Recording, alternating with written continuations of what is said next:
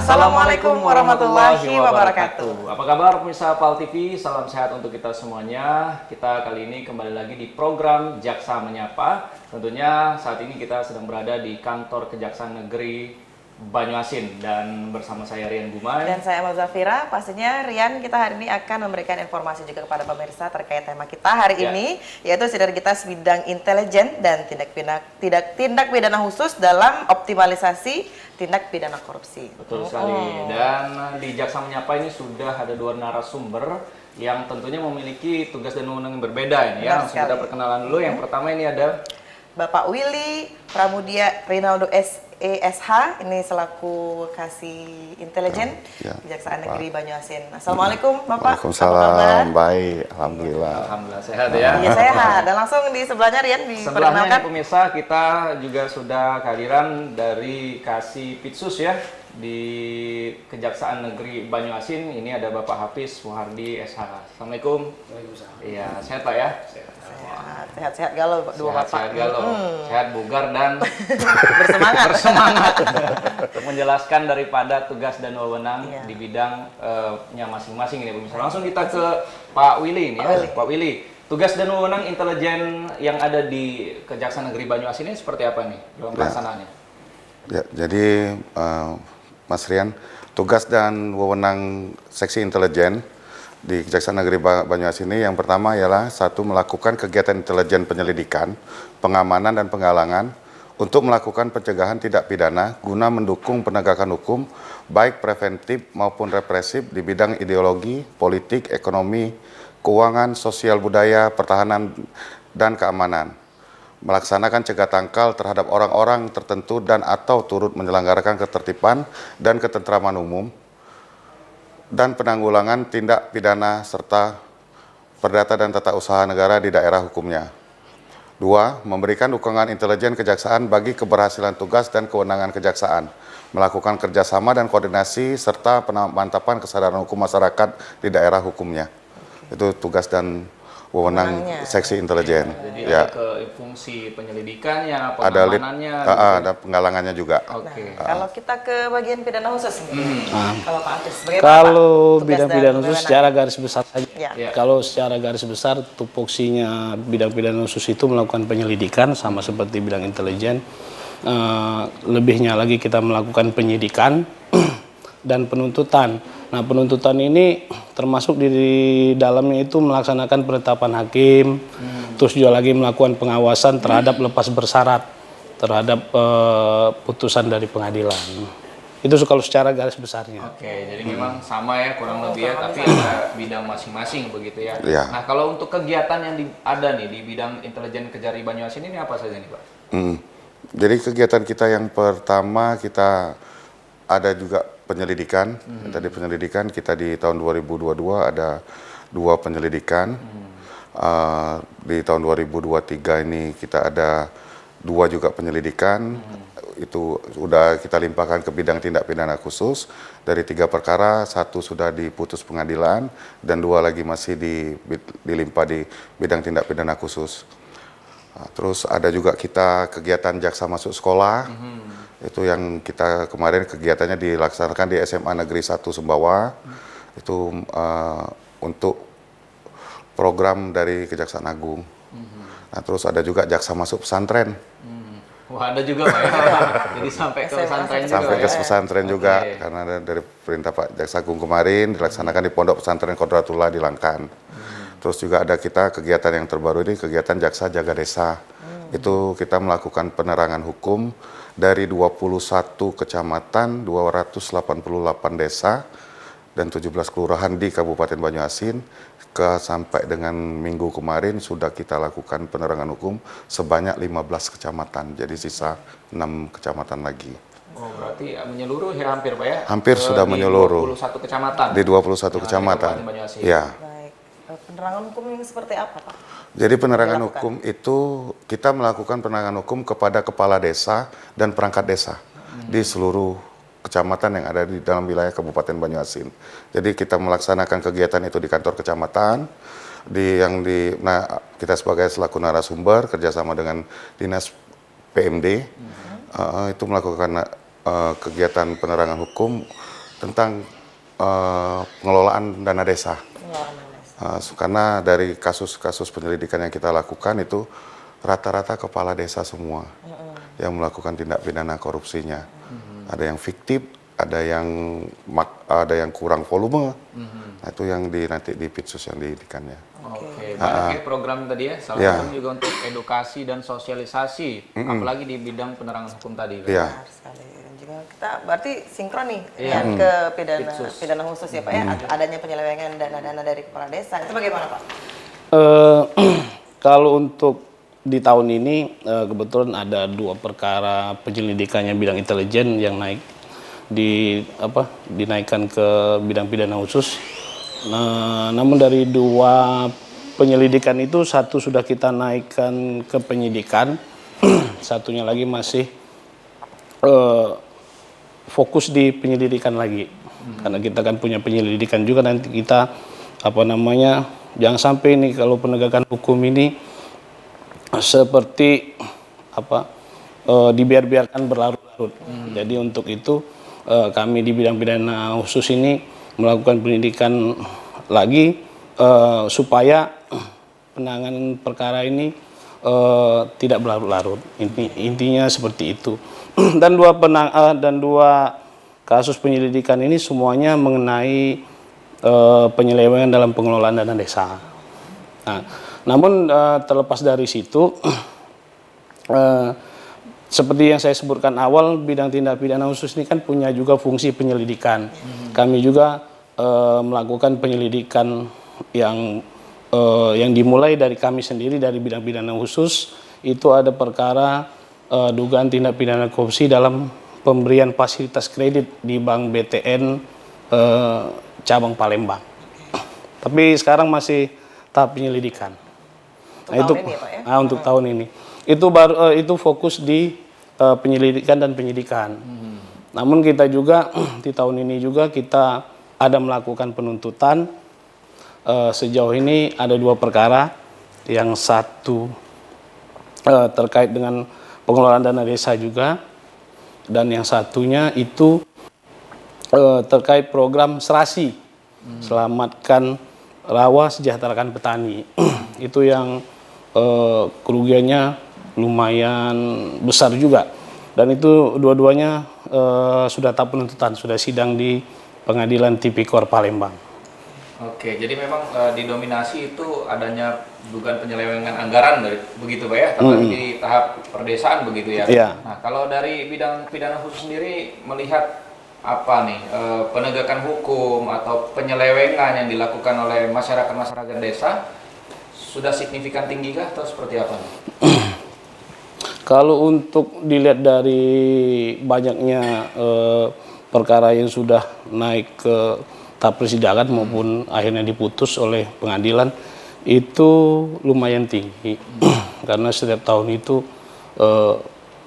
ada oknum mantan kepala desa itu yang akhirnya perkaranya itu disidangkan di Pengadilan Tipikor. Jadi banyak ya, gitu Pak ya. Di pidana khusus ini sendiri selain dari Tipikor, apa saja Pak yang saat ini sedang ditangani di Kejari Banyuasin? Ini sebenarnya bidang tindak pidana khusus itu menangani juga penuntutan mengenai cukai, ataukah satunya lagi perpajakan. Namun hingga saat ini untuk perkara dari cukai maupun perpajakan kita masih nihil, karena penyidiknya kan bukan dari kejaksaan. Jadi penyidiknya penyidik bea dan cukai dan penyidik pajak. Berbeda ya Pak? Berbeda.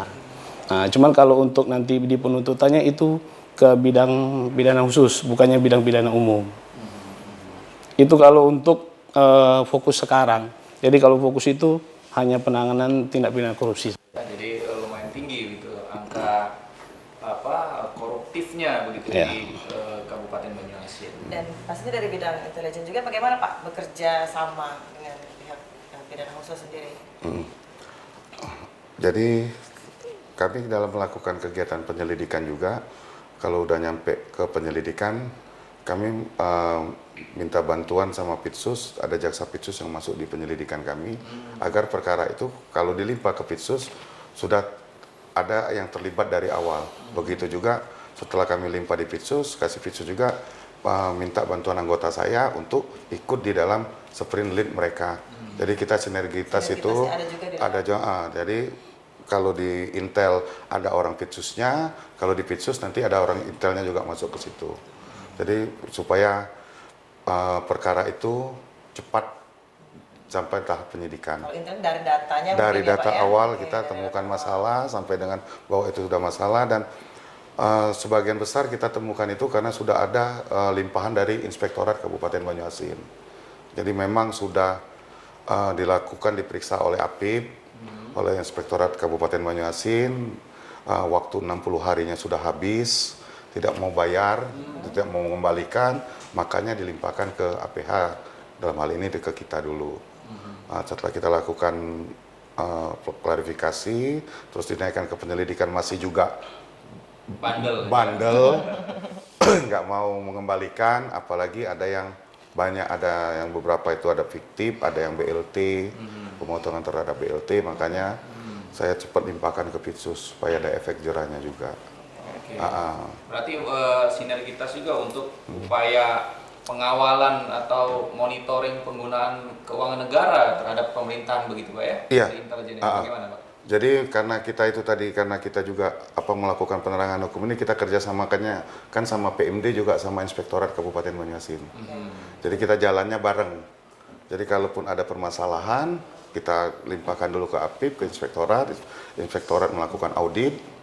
Setelah ada temuan sampai dengan batas 60 hari mereka tidak mengembalikan, dilimpahkan kembali ke kita. Baik, lumayan banyak mengedukasi juga ya bahwa fungsi intelijen dan juga pidana khusus ini saling berkaitan. Namun kita akan tetap ngobrol lebih lanjut lagi karena ini akan masih ada iklan yang satu ini. Kita akan lanjut lagi Pak. Sesudah yang satu ini pemirsa tetap bersama kami di Jaksa Menyapa.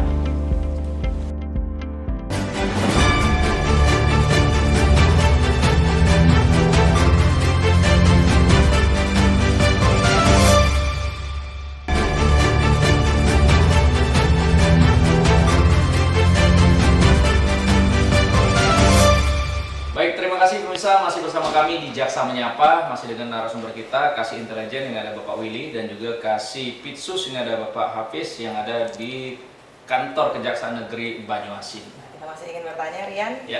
Kita ke Bapak Willy. Nah Pak, bagaimana sih peranan dari intelijen sendiri dalam pencegahan dari kerugian negara? Atau adakah sosialisasi yang dilakukan? Jadi terima kasih Mbak Alma. Jadi kita di dalam pencegahan ini, makanya dari awal tahun kemarin kita melakukan kerjasama dengan Dinas PMD dan Inspektorat untuk melakukan penerangan hukum ke desa-desa. Ke desa-desa di Kabupaten Banyuasin ini ada 288 desa di 21 kecamatan. Makanya kita sebelum puasa kemarin udah jalan ke 15 kecamatan yang sudah kita lakukan penerangan hukum. Dari sanalah untuk menekan penyalahgunaan dana desa itu sendiri. Karena di dalam pengelolaan dana desa itu sendiri, dari kasus-kasus kita yang dari tahun sebelumnya itu rata-rata kan oknum kepala desa. Karena kepala desanya sendiri dan perangkat desa yang tidak mengerti akan tugas dan tanggung jawab mereka masing-masing. Makanya dari awal sebelum dana desa itu cair, kemarin kita melakukan penerangan hukum ke kecamatan-kecamatan untuk kepala desa dan perangkat desa. Insya Allah mungkin bulan-bulan depan udah selesai di 21 kecamatan. Bagaimana antusias ya Pak dari desa tersebut? Alhamdulillah Mbak, jadi kita nggak berhenti ke sana, bukan cuma penerangan hukum aja, kita juga memberikan pelayanan hukum kepada mereka agar kalau ada masalah tidak berhenti sampai di desa. Bukan cuma di penyuluhan dan penerangan hukum itu, silahkan mereka datang ke kantor kami, ke seksi intelijen untuk menyelesaikan masalah-masalah yang ada di desa mereka yang tidak terselesaikan oleh mereka. Contohnya seperti apa Pak? Ada nggak contoh? Kalau banyak Mbak, kemarin setelah kita penerangan hukum malah melencengnya jauh, ada yang masalah tanah. Jadi seluruh permasalahan di desa banyak dibawa ke sini. Mereka masih bingung kan? Bingung. Jadi Penyelesaiannya penyelesaiannya apa? seperti apa, sengketa. Karena di banyak sengketa tanah. Rata-rata di desa itu yang tidak terselesaikan. Nah, makanya mereka bawa ke sini untuk supaya ada kejelasan. Karena kita juga kan ada tim Satgas Mafia Tanah. Nah, itu makanya. Jadi kita coba untuk pencegahan dari awal tahun supaya mereka melaksanakan tugas dalam pengelolaan dana desa tahun 2023 ini tidak banyak melakukan kesalahan. Jadi kalau bukan dari niat jahat atau mens rea, kalau cuma kesalahan administrasi, mungkin masih bisa kita limpahkan ke APIP. Tapi kalau awalnya sudah pemotongan BLT atau pemotongan dana-dana lain dan fiktif, itu makanya kami cepat lakukan dengan inspektorat sama saya dan juga kasih Pitsus, langsung kita limpah ke Pitsus karena sudah ada niat jahat di situ. Karena juga sosialisasi sudah dilakukan Udah dari awal. dilakukan dari awal. Kita kejaksaannya sudah, inspektoratnya sudah. Nah, kita gandeng juga sama unit Tipikor Polres gabungan. Jadi memang tidak hanya fokus satu saja seperti pendampingan, penerangan hukum tadi, tapi banyak juga fakta di lapangan mereka yang berkonsultasi masalah-masalah hukum tadi, Pak ya. Nah, ada kalau tadi kan kita di Intel ini yang aktif begitu ya memberikan penyuluhan.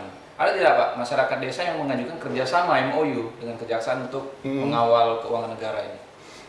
Karena kalau mereka itu kan dalam pengelolaan dana desa ini sudah sekarang sudah dilakukan ada BIMTEK-nya, ada juga sosialis sudah perangkat masing-masing dari PMD juga sudah melakukan FGD segala macam modelnya gitu. Nah, jadi mereka sekarang fokusnya ke SDM. Jadi mereka sekarang tahu dulu tupoksi perangkat desanya karena yang dari kita periksa dari tahun-tahun kemarin itu kebanyakan perangkat desa sendiri itu nggak tahu tupoksinya. Bingung Pak ya? Tugas lagi tidak tahu ya? Tugas lagi nggak tahu bagaimana mengelola. Baik.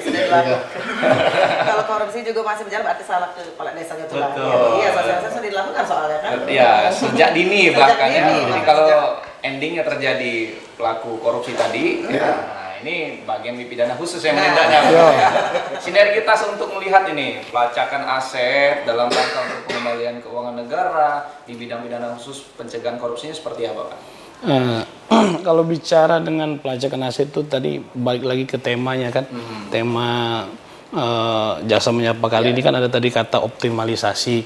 Jadi kita bukan hanya nanti menghukum orangnya, tapi apa yang sudah dia ambil, yang dia korupsi uang negara itu kalau bisa semuanya lagi kita ambil lagi untuk dikembalikan ke negara. Nah itulah tadi salah satu bentuk sinergitas tadi bidang pidana khusus meminta bantuan ke bidang intelijen untuk melakukan pelacakan aset, penelusuran aset-aset terdakwa ini apa saja sih aset-aset terdakwa ini yang dia hasilkan itu yang disebabkan karena korupsi tadi. Itu satu, dan yang kedua kita juga butuh juga bantuan dari intelijen mengenai pengamanan, karena kan kita kan dalam melakukan penyidikan ini kan jangan sampai ada hal-hal yang tidak diinginkan. Jadi kita minta bantuan bidang intelijen untuk melakukan deteksi dini. Jadi kita juga kan jaga-jaga juga, jangan sampai jaksa yang nyidik kenapa kan. Nah, jadi kita minta bantuan juga ke bidang intelijen. Jadi utama keselamatan kerja. Iya, penting juga. Baik, mendeteksi dini. Kalau untuk contoh aset yang sudah dilacak nih, yang sudah dilakukan sinergitas di Pitsus sendiri. Kalau untuk terkait dengan aset yang dilacak ya balik lagi kita di akhirnya kan tahun ini kan kita sudah eksekusi itu ada 3 perkara. Itu ketiga perkara itu semuanya ada pengembalian kerugian keuangan negaranya ada. Cuman memang belum signifikan tapi mendekati lebih dari setengah lah apa yang sudah dikorupsi itu. Itu salah satunya ya terbantu juga oleh bidang intelijen tadi untuk melakukan pelacakan aset. Mungkin itu kalau terkait dengan sinergitas tadi. Baik, untuk fungsi penuntutan sendiri nih ya di Ya. bidang ini seperti apa nih pidana khusus? Kalau fungsi penuntutan ya lumrah seperti biasa kan. Kalau penuntutan bidang pidana khusus ini sama dengan bidang pidana umum juga. Kami juga punya namanya bidang pidana umum. Semuanya sama. Berkas jadi kita limpah pengadilan untuk disidang untuk mendapatkan putusan akhirnya apa. Terus lagi terkait penuntutan ini banyak. Pertama kita juga tadi saya bilang di awal kita juga melaksanakan penetapan hakim. Terkait juga tadi juga ada juga yang namanya lepas bersyarat. Itu juga termasuk kerja kejaksaan juga selaku penuntut tunggal di Indonesia. Jadi mungkin itu kalau untuk ya kinerja kita di bidang penuntutan secara garis besarnya saja. Baik. Kalau contoh kasus Pak yang akhir-akhir terjadi di wilayah Kejari Banyuasin seperti apa? Kalau contoh kasus ya seperti tadi saya bilang tadi tadi mengenai pengelolaan dana desa. Selain itu mungkin Selain itu tadi kita tadi pemberian fasilitas kredit, terus juga lagi yang sudah diputus di awal tahun itu mengenai pembebasan lahan desa untuk pembangunan tol. Nah itu juga sudah inkrah juga sudah kita eksekusi juga. Jadi memang ada juga ternyata Pak ya oknum yang bermain dalam langkah pembebasan Ya lahan ada, tadi ya. ada.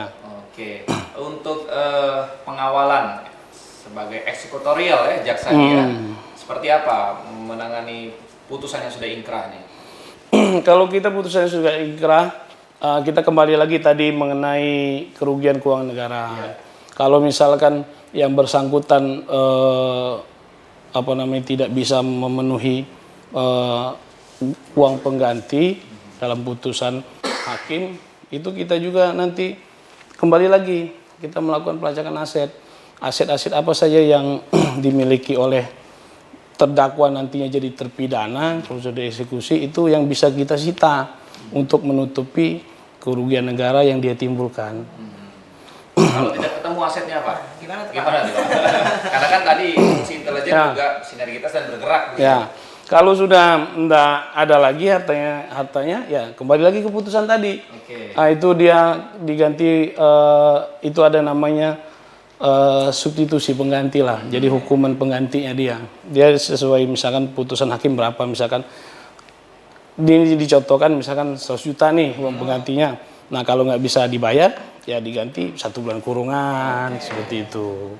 Jadi tetap harus dipertanggungjawabkan. Iya, tapi kita jangan kalau jasa sekarang sesuai tadi bunyinya optimalisasi kan.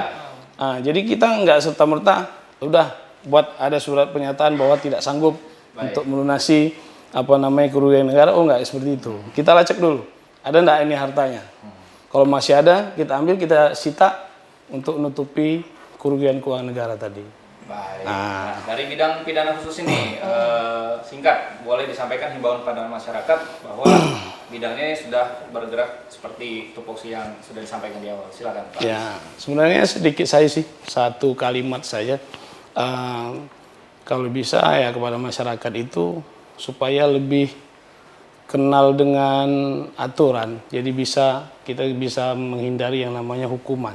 Itu saja. Dan yang kedua, seperti tupoksi kami bidang pidana khusus, kalau ada masyarakat yang mengetahui ada suatu tindak pidana apalagi yang namanya korupsi, silakan lapor. Silakan lapor ke Kejaksaan Negeri Banyuasin. Mungkin itu saja. Baik, ini dari bidang Pitsus ya. Nah, kalau dari bidang intelijen Pak Willy, silakan Pak. Sama sih seperti Kasih Yus bilang. Jadi kalau memang ada laporan pengaduan yang memang terindikasi ada tindak pidana korupsi, silakan melapor ke Kejaksaan Negeri Banyuasin karena kita punya posko pengaduannya di bidang intelijen. Karena orang yang kalau datang melapor pasti ke bidang intelijen dulu. Dari PTSP langsung ke intelijen Pak. Intelijen dulu. Iya, seperti tadi ya deteksi dini ada potensi cegah gitu ya. Baik, terima kasih Pak Willy. Selaku kasih intelijen Kejaksaan Negeri Banyuasin dan juga Pak Hafiz kasih Pitsus ya. Kita akan lanjutkan kembali dengan Bapak Kasih yang berbeda. Iya, masih di lingkup Kejaksaan Negeri Banyuasin nanti akan kita munculkan ada Kasih Datung, dan juga pidana umum Ya, ya. pidana umum dan barang bukti ya. Oke, baik. Nah, tapi setelah yang satu ini pemirsa kami akan kembali lagi tetap di Jaksa Menyapa.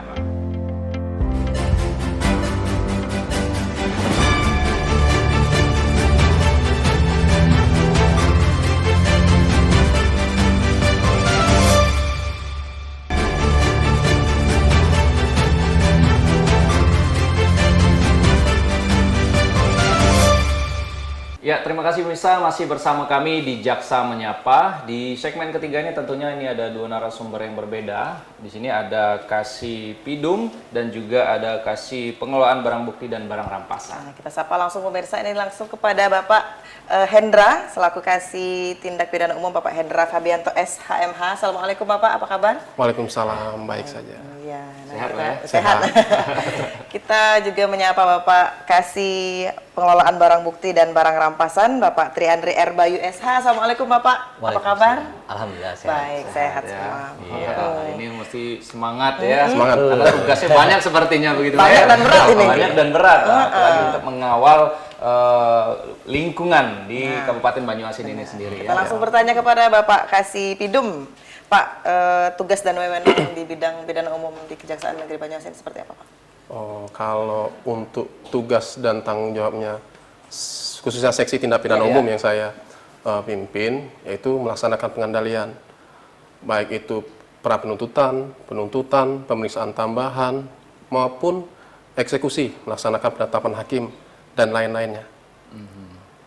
Banyak sih Pak. Jadi memang banyak ya, mulai dari awal sampai dengan eksekusi Sampai tadi ya. dengan eksekusi, sampai dengan putusan itu ingkrah, kami masih melaksanakan tugas tersebut. Biasa itu Nah, tadi. di pidana umum ini sendiri berapa bidang lagi Pak? Apakah ada tim-timnya? Apakah seperti apa nih? Kalau di seksi tindak pidana umum ini, di Kejari Banyuasin ini membawahi dua kasubsi, yaitu kasubsi pra penuntutan dan kasubsi penuntutan dan eksekusi. Oh, ada dua bidang lagi. Dua di bidang bawah. lagi yang saya bawahi itu dipimpin oleh kasubsi-kasubsi. Kasubsi namanya. Iya. Kegiatan yang dilakukan ini Pak di bidang pidana umum sendiri Pak dalam penanganan perkara ya di wilayah Banyuasin ini seperti apa? Kalau untuk penanganan di Kejari Banyuasin ini, untuk seksi pidana umum ini masih berkisar penuntutan. Penuntutan, pra penuntutan, terus eksekusi, dan kami juga menetapkan DPO. Kalaupun ada berkas-berkas perkara yang terdakwanya itu belum dieksekusi. Kami berkoordinasi dengan Intel untuk melakukan eksekusi. Oke, baik. Kita bertanya ke Bapak yang sebelahnya. Iya, Ini ada Bapak Triandri selaku Kasih Pengelolaan Barang dan Bukti dan Barang Rampasan ya Pak ya. Tugas dan fungsinya Pak seperti apa Pak? Kalau tugas secara umum ya, di bagian bukti dan barang rampasan itu mempunyai tugas dalam hal pengelolaan. Baik itu penyatatan, penyajian data, informasi terkait dengan barang bukti. Sampai dengan nanti pada saat proses persidangan barang bukti tersebut, pemeliharaan, serta nanti terakhir penyelesaian.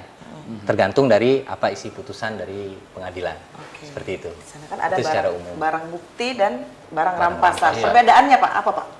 Oh, perbedaan ya. Antara kalau barang bukti itu berarti itu suatu barang bukti yang dijadikan dalam suatu perkara. Yang tahapannya itu berarti belum mendapat putusan atau masih dalam proses persidangan. Sedangkan barang rampasan itu berarti dia sudah mempunyai putusan pengadilan yang ingkrah. Baik itu di tahapannya kan ada di pengadilan negeri, pengadilan tinggi, ataupun nanti putusan dari Mahkamah Agung. Itu barang rampasan itu biasanya barang yang disita untuk negara apabila itu ada nilai. Tapi kalau dia tidak bernilai kan seperti barang bukti narkoba, mungkin itu dimusnahkan seperti itu. Oh, jadi ada yang diamankan barang bukti saat persidangan dan juga dirampas setelah ingkrah tadi ya. Iya, seperti itu. Dan juga mungkin proses nih Pak yang dilakukan dalam bidang Bapak dari hingga akhirnya sampai menjadi suatu barang yang bisa dikelola seperti itu. Seperti apa Pak? Suatu barang yang bisa dikelola. Jadi kita pada intinya untuk nih barang yang dikelola itu kan sekiranya barang bukti yang nanti ada nilai, ya kan, dalam hal ending seperti itu, apapun nanti putusannya. Tapi kalau misalkan barang itu tidak ada nilai, itu biasanya bukannya tidak dipelihara kan, tapi hanya disimpan seperti itu. Tapi kalau barang bukti yang mempunyai nilai seperti ya kalau kita kan kendaraan bermotor ya, seperti sepeda motor, mobil, ya kan. Baik itu kalau di Banyuasin ini kan karena wilayah perairan ada kapal seperti itu kan, kapal-kapal jukung seperti itu. Dan ada juga kemarin itu pupuk. Nah itu memang kita tempatkan satu mungkin tempat penyimpanannya. Ya dalam kata tempat penyimpanan barang bukti tersebut. Kalau motor kan ada seperti garasi seperti itu kan, nanti bisa dilihat. Ini kan sudah dilengkapi baik kalau barang bukti mobil seperti itu. Nah kalau untuk kapal kita titipkan biasanya karena kan kita nggak ada di wilayah perairan. Pokoknya intinya kita siapkan gudang barang bukti untuk menyimpan barang bukti tersebut agar nilai ekonomisnya tidak berkurang seperti itu. Ada tempat khusus. Ada tempat khusus. Iya. Ya, repot kalau kapal dibawa ke kantor. Baik, tadi ada aset yang dijaga begitu kan, dikelola barang bukti. Nah, ini tidak terlepas dari yang jelas dugaan tindak pidananya yang dikawal dari awal begitu di bidang pidana umum begitu. Nah, kalau untuk jumlah kasusnya nih, Pak, apa saja nih yang ditangani di pidana umum? Kalau untuk kasus pada tahun ini yang tercatat di bidang kami di Seksi Tindak Pidana Umum Kejari Banyuasin ini sampai dengan bulan Mei tahun 2023 ini tercatat ada 134 perkara yang kami tangani. Sampai dengan bulan Mei ini, Pak? Sampai bulan Mei ini. 134 perkara. Ya, itu merupakan jumlah perkara yang dilimpahkan dari Polres maupun polsek-polsek yang ada di wilayah hukum Kejari Banyuasin. Oke. Dan terus juga untuk perkaranya ya bervariasi, Pak. Baik itu curat, pencurian dengan kekerasan, pencurian dengan pemberatan, pembunuhan, narkotika, itu mendominasi di wilayah hukum Kabupaten Banyuasin ini. Nah, kalau untuk persentase itu untuk curas dan curat itu hampir 50% mendominasi perkaranya itu yang di Banyuasin ini. Sedangkan narkotika kisaran 30%, kalau pembunuhan 10%, dan untuk perkara-perkara lain seperti pencabulan itu dominasi juga untuk di Banyuasin ini hampir 5%-an, Pak. Jadi cukup tinggi ya. Cukup tinggi, Pak, untuk itu. Ya. Iya. Nah, pengawalan sendiri, Pak, kan kadang-kadang orang awam juga banyak mendengar istilah ya, baik dalam penyelidikan dan penyidikan, ada yang seperti P19, P21. Nah, mungkin bisa disampaikan istilah administrasi kepada masyarakat. Kalau untuk pertanyaan tadi P16 itu surat perintah penunjukan jaksa penuntut umum untuk mengikuti perkembangan penyidikan perkara tindak pidana umum maupun pidana lainnya. Sedangkan P17 artinya surat permintaan perkembangan hasil penyidikan. Kalau P19 itu artinya surat pengembalian berkas perkara untuk dilengkapi kepada penyidik. Selanjutnya kalau P21 sendiri mungkin sudah awam orang dengar, P21 itu surat pemberitahuan bahwa berkas perkara sudah nyatakan lengkap. Nah, itu merupakan nama-nama atau yang sering didengar oleh masyarakat administrasi yang ada di PIDUM dan di Pitsus khususnya di Kejaksaan. Sama semua begitu sama ya, semua, istilahnya ya. Istilahnya. Karena banyak juga kan yang tidak tahu apa itu Itu makanya P19, masyarakat ataupun pemirsa mendapatkan informasi Ya. baru lagi ya, Pak. Iya. Baik, kalau untuk dari porsi penanganan perkara sendiri kan juga digaungkan nih dari Kejaksaan Agung tentang restoratif justice. Ya. Nah, ini seperti apa sih yang sudah dihadapi di Kejari ini di bidang pidana umum? Alhamdulillah, restoratif justice yang ada di Kejari Banyuasin ini merupakan program Pak Jaksa Agung, Pak. Ini yang Pak Jaksa Agung sering gaungkan kepada kami, khususnya di pidana umum. Restoratif justice ini kan merupakan pendekatan, Pak, pendekatan penyelesaian perkara yang selama ini kan menitik beratkan kepada pembalasan, yang intinya bahwa pelaku itu langsung dihukum. Sedangkan kalau untuk restoratif justice ini adalah pemulihan kembali. Pendekatan antara pelaku dan korban diupayakan untuk dilakukan perdamaian dengan melibatkan tokoh-tokoh masyarakat, penyidik, maupun pihak aparat lainnya yang ikut dalam perkara tersebut, sehingga menghasilkan perdamaian antara keduanya, pemulihan kembali.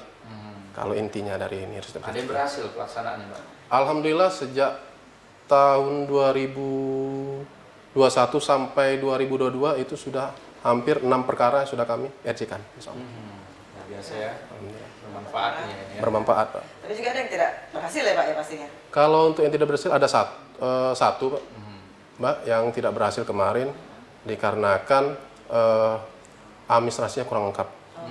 Ya, karena ini menyangkut juga administrasi. Benar, syarat-syaratnya tidak. Syarat-syarat tidak lengkap, ya. nggak memungkinkan. Bukan restoratif. Ya.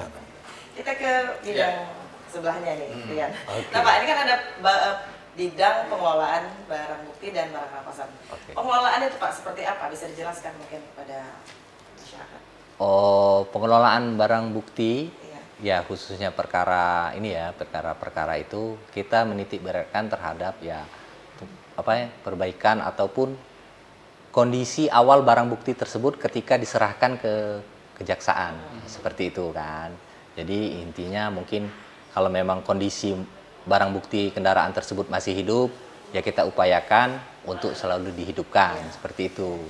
Jadi kan kita berikan seperti kita panggil tim untuk merawat. Kalau memang kayak ya, kalau enggak, karena kan kita belum ada yang ini, jadi kita kerjasama seperti itu. Ya dengan itu mekanik lah ya kan, mekanik untuk merawat. Tapi untuk seperti ganti oli merawat baterainya supaya bisa dinyalakan seperti itu. Tapi itu kalau kondisinya memang ketika diserahkan kepada kejaksaan memang kondisinya masih bagus. Tapi kalau memang kondisinya tidak bisa dibilang jelek lah ya kita optimalkan ya seperti itu aja kondisinya, seperti itu. Itu selain dari benda yang bisa bergerak ya, ada juga tadi pupuk ya Pak. Kalau pupuk itu pengelolaannya seperti apa Pak? Kalau pupuk ya karena itu kita lebih cepat untuk melakukan eksekusinya, lelangnya. Tentu kalau pupuk itu kan tempat penyimpanan aja. Kebetulan di Kejaksaan Negeri Banyuasin gudangnya sudah ada, jadi memang kita bisa tempatkan itu supaya dia istilahnya tidak terkena panas, hujan kan lebih mudah lah kalau untuk perawatan pupuk itu seperti itu. Baik, dan untuk eksekusi dari pengelolaan barang bukti dan juga barang rampasan ini terkait dengan pengembalian atau pemulihan terhadap keuangan negara. Ini kan tadi ada pengelolaan lelang gitu ya. Endingnya itu ada diuangkan begitu ya. Ada nilai Oke. jual ya? Ada nilai jual sehingga bisa mendapatkan pemasukan kepada kas negara. Tapi nanti Pak ya, kita akan lewat iklan yang satu ini buat pemirsa yang kemana-mana tetap bersama kami di Jaksa Menyapa.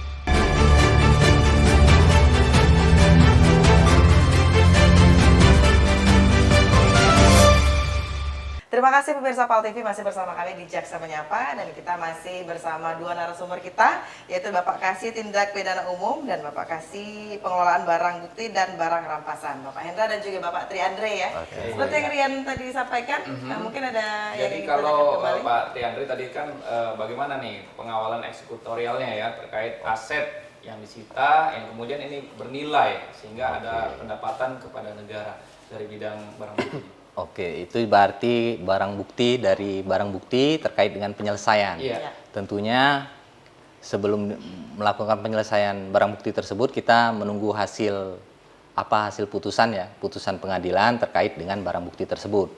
Dan itu pasti barang bukti tersebut dirampas untuk negara. Nah, ketika sudah dirampas untuk negara itu baru kita tunggu ada istilahnya itu berkekuatan hukum tetap, inkrah. Nah, jadi kan apakah memang dia tidak, baik itu terdakwa itu mengajukan banding atau kasasi ke Mahkamah Agung seperti itu. Setelah putusan tersebut turun dan jaksa penuntut umum melakukan eksekusi, ini sebenarnya pekerjaan Pak Kasipidum, saya jelaskan sedikit. Baru nanti bagian barang bukti atau barang rampasan menginventaris barang bukti tersebut. Oke, setelah didapat data nanti dilimpahkan apakah itu dari Pak Kasipidum atau dari Pak Kasipidsus ke bagian BB barang bukti tersebut untuk dilakukan atau didata.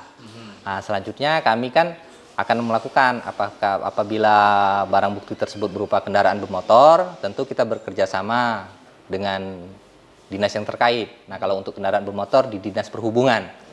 Oke kan, kalau untuk kendaraan bermotor Dinas Perhubungan Kabupaten Banyuasin untuk melakukan cek fisik terhadap unit kendaraan itu. Nah, kalau sedangkan kapal kita bekerja sama dengan dirjen biasanya, itu kan ke kelautan. Perhubungan juga, tapi lebih ke bagian kelautan untuk menilai dari fisik dari kapal tersebut, ya kelayakan kapal tersebut. Selanjutnya, untuk menentukan nilai harganya, itu kita bekerja sama dengan Disperindak. Oke, untuk menentukan harga pasarnya itu berapa. Tentu mereka ada beberapa kriteria penilaian, ya kan? Yang kami tidak bisa di situ karena itu memang keahlian mereka. Apabila data-data tersebut sudah selesai, itu kan kami bersurat seperti itu kan, dan mereka juga membalas secara resmi, ya kan? Baru nanti kami daftarkan barang bukti tersebut di KPKNL. Nah, khusus untuk Kejaksaan Negeri Banyuasin, KPKNL-nya di Palembang. Nah, kita ikuti prosesnya, biasanya tujuan seperti apa, di input data, biasanya kan mereka menentukan, mereka datang ke sini, unit-unit yang akan dilelang, seperti itu kan. Setelah mereka menentukan nanti rapat kami untuk menentukan hari kapan pelelangan tersebut terjadi. Dan biasanya sebelumnya itu kami nanti apabila sudah mendapatkan jadwal, kami melakukan pengumuman. Yang lebih cepat itu kami umumkan di media. Nah, kita masih pakai di koran ataupun kami tempel di papan pengumuman di kantor dan tempat keramaian. Tapi biasanya kami ini ke Pemda ya, ada papan pengumuman seperti itu. Nah, setelah itu ya diikuti proses lelang, siapapun bisa mengikuti itu. Karena itu kan secara online langsung, se-Indonesia bisa. Asalkan mereka tahu, mereka bisa mendapatkan data itu. Seperti itu. Tapi juga bisa kami daftarkan nanti di website. Seperti kalau di Kejaksaan Negeri Banyuasin kan melalui IG ataupun aplikasi-aplikasi yang kekinian lah seperti itu. Begitu, Mas. Baik, jadi begitu ya mekanismenya untuk mengawal ya dari penyelesaian penyelesaian barang bukti tersebut. Baik, cukup jelas juga ini. Kalau dari tindak pidana umum, Bapak, sejauh ini adakah perkara yang sampai dihukum mati seperti itu, Pak? Kalau untuk saat ini, Pak, Mbak, yang tercatat itu ada 4 perkara. 4 perkara yang putusan pengadilnya itu dihukum mati. Dari 4 perkara tersebut ada 6 terdakwa. Sekarang 1 sudah ingkrah, sudah terpidana, 5 masih status terdakwa, namun putusan sudah hukuman mati. Namun terdakwa ini masih mengajukan upaya hukum lainnya, yaitu kasasi. Perkara seperti apa, Pak? Itu? Kalau dari 4 perkara tersebut, perkara narkotika. Narkotika. Berarti dalam jumlah yang besar ya, Pak? Dalam jumlah yang besar, 200 kiloan ke atas. 200 kilo. 200 kiloan. Sesuai lagi kan namanya hukum mati. Hukuman mati. Hukuman mati, Pak. Iya. Kalau untuk teknis kendala Pak dalam menghadapi tadi kan seperti barang bukti yang banyak sampai eksekusi dituntut juga mati begitu kan. Kendala nggak sih dalam proses perjalanannya? Kalau dalam proses perjalanan sih nggak ada kendala, Mbak. Ini, Mas. Tapi dalam masa penuntutnya itu mungkin ada ya sedikit kendala sedikit lah, Pak. Tetapi bisa kami selesaikan ya.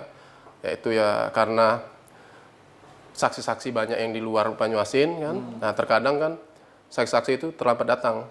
Nah, sehingga menimbulkan ditundanya molor lah sidang itu, Mbak ini. Nah, terus juga kan kita kan sidang masih hibrid, Pak. Campur dikarenakan kan untuk jaksa-jaksa maupun hakim, pengacara itu kan sidangnya langsung ke ruang sidang pengadilan. Sedangkan untuk terdakwanya yang sekarang ini masih mengikuti secara online. Oh, itu. Nah, jadi kan sering kali mati lampu di sana. Jadi menimbulkan ya tunda lagi sidangnya. Nah, tapi itu sudah biasa. Bisa kami selesaikan. Ya, Kenalan juga ya untuk proses persidangan dicepatkan ada limitasi waktu masa penahanan begitu. Iya, kami kan terbatas di situ. Kalau kita berbicara mengenai RJ, Pak. RJ. Nah, di pidana umum ini seperti apa, Pak? Kalau RJ selama kasus-kasus yang bisa kita RJ kan itu ya kita kan harus juga mengikuti aturannya. Yang aturan yang dari Kejagung itu kan ada syarat-syaratnya. Syarat-syarat itu kan kita kalau di Kejaksaan kan mengacu pada Peraturan Jaksa Agung nomor 15 tahun 2020. Yaitu syarat-syaratnya yaitu si terdakwa ini minimal baru pertama kali melakukan. Ancaman hukuman dari perbuatan yang dilakukan oleh terdakwa atau tersangka ini di bawah 5 tahun. Terus juga kalaupun itu pencurian, nilai yang dicuri itu tidak melebihi dari 2.500.000 atau di bawah dari 5 juta.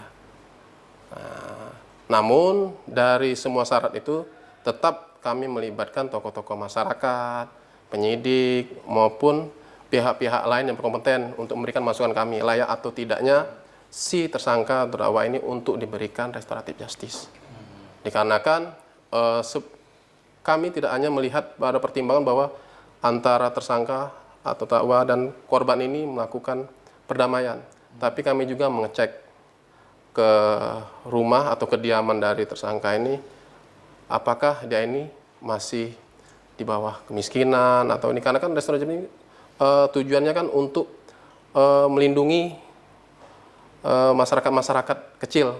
Nah, pesan jaksa pun kalau bisa tajam ke atas, humanis ke bawah. Ya, humanis Ya, itu mungkin itu yang tujuan Berarti RJ. nggak tumpul tapi humanis. Humanis. Iya. Itu maksudnya RJ itu, Pak. Baik, kalau untuk perkara-perkara lainnya nih, Pak, ada berarti kriteria yang tidak dapat di-RJ-kan? Gitu, ya? Ada. Itu seperti apa, Pak? Kalau yang untuk RJ kan sudah saya sampaikan tadi kan, untuk perkara yang ancaman hukumannya di bawah 5 tahun.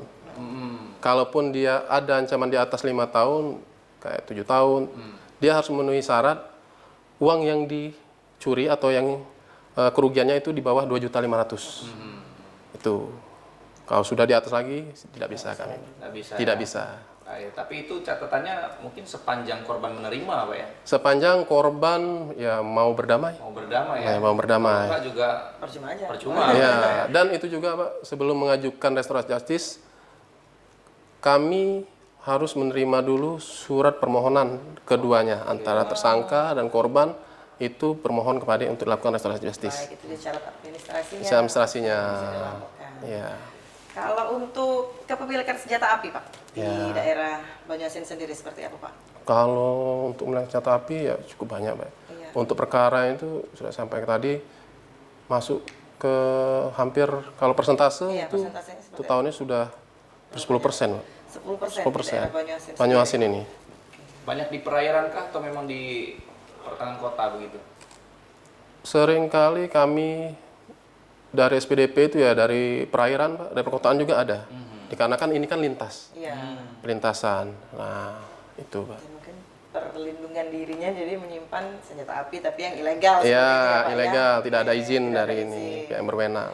Oke. Baik, ini cukup jelas juga ya, baik dari tindak pidana umum ya, mengenai penanganan perkara dan restoratif justice yang sudah digaungkan, dan juga tadi nilai ya, yang pengelolaan. mekanisme yang dilakukan untuk penyelesaian eksekusi dari barang bukti dan barang rampasan. Singkat ini dari Pak Hendra dulu, nanti kita kemudian ke Pak Triandi untuk himbauan kepada masyarakat ya di bidang tindak pidana umum. Silakan, Pak. Himbauan kepada masyarakat, khususnya masyarakat Kabupaten Banyuasin, pesan saya, kenali hukuman, jauhi hal negatif, tetap jaga diri, jaga keluarga, tetap mendekatkan diri pada Tuhan Yang Maha Esa.